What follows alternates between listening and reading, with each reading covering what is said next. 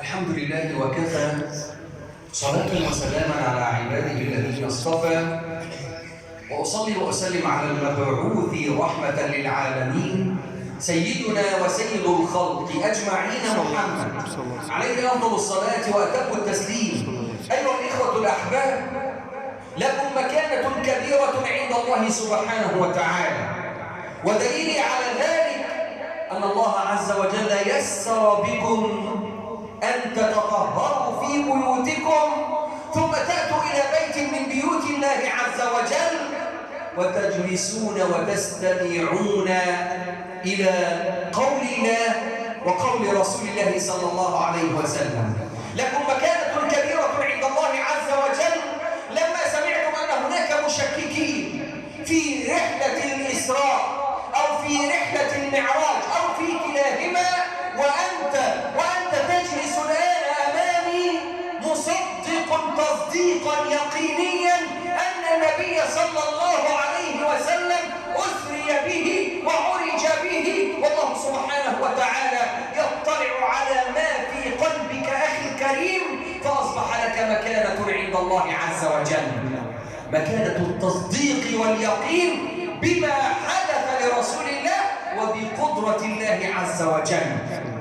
مكانتك عند الله سبحانه وتعالى أنك لم تشكك في قدرة الله سبحانه وتعالى، لم تشكك في سنة رسول الله صلى الله عليه وسلم في أنه قال أنه أسري به وعرج به وصعد إلى سدرة المنتهى ورأى من آيات ربه الكبرى.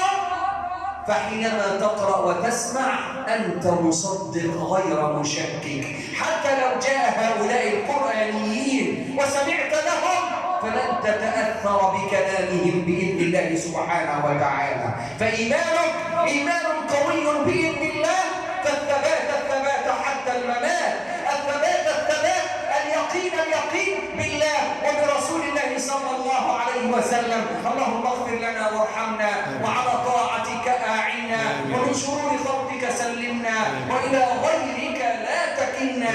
اللهم آت نفوسنا تقواها، زكها يا ربي أنت خير من زكاها، أنت وليها ومولاها. اللهم ارحمنا فإنك بنا راحم، ولا تعذبنا فأنت علينا قادر، واطلب بنا يا مولانا فيما جرت به المقادير. اللهم يا راحم الضعفاء والمساكين ارحم إخواننا المستضعفين في فلسطين.